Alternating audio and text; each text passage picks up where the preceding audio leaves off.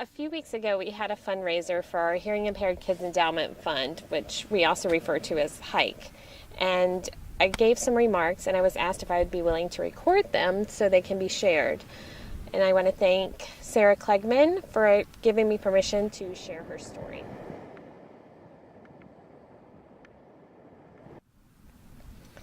Today we had a fundraiser for HIKE, and most of you know that means that we raise money to buy hearing aids or listening devices for children.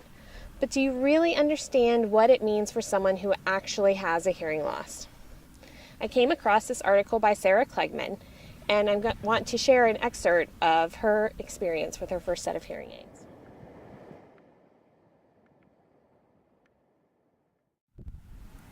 I walk into the hearing aid place that my insurance company recommended, but doesn't cover, of course. The audiologist brings me into his office and runs through what feels like his usual spiel.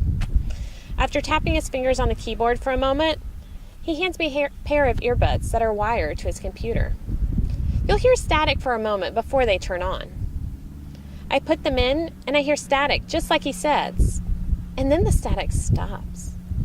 And suddenly, there are sounds. Everywhere. Everything has a sound. It's like I can see the space around me, but with my ears. I hear the hum of his computer, the sound of his pants on his office chair as he shifts closer to the screen.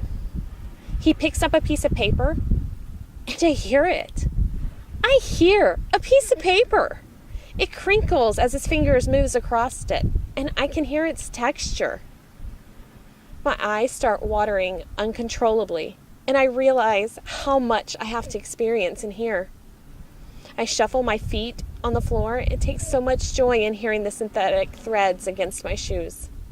I kick my purse with my foot, and I hear everything inside of it move. It's like a drug, and I'm greedy for it. He tells me I can take them off, but I stall, asking a few questions to keep them in just a little bit longer. We go over pricing, the average being $4,000. And I leave his office seeking a second opinion. I did some Googling and landed on the website of an audiologist just up the street, so I call and make an appointment. He welcomes me into his office, and I'm feeling a little anxious, but trying to play it cool, wondering when I'll get to put the hearing aids in my ears again. We start talking about my hearing loss, and then he asked me if I want to try some out. Yes, I do. His aren't wired to a computer like the other guys. They're just regular hearing aids, but they're tiny. Like, I could accidentally swallow them in a salad and not even notice tiny. He helps me put them in, and my eyes widen, searching the room for sounds. They're not on yet, he tells me. Oh, I sheepishly respond. Just like the other guy, he tells me that there'll be static for a moment while he adjusts things. Then, just like before, my ears turn on. I light up, and this time so does the other guy in the room. He taps his fingers on his desk, he picks up a piece of paper, and he shakes it, indulging my greediness for sound. He tells me some things to expect, like how I'll get used to hearing my own voice, and how it might be overwhelming in loud places. He lets me take a pair for a test drive. I get in my car, smiling like a dog being excited following new smells. I turn on some music. A Mumford & Sons song comes on. The violin. I hear the violin. I didn't even know there was a violin in this song. My first week with hearing aids, I wore them to the beach house with some friends. They were all happy for me, but I kept hearing this static. Something must be wrong with my hearing aids, I thought. There. Did anyone hear that? No. That! No. Then my friend Sally goes, wait, do you hear it? Right now? Yes! Another moment passes. And now? Yes!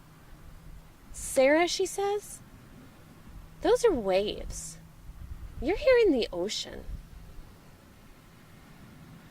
Now we're getting ready to be in Virginia Beach for our hike weekend, and while you're there, I want you to take just a moment, and I want you to sit down and just listen. Do you hear the wind blowing against the window in your hotel room? Do you hear the waves crashing against the shore? Do you hear the birds? How about those whispers to your Joby sisters late at night, quiet enough so the room next door doesn't know that you're awake?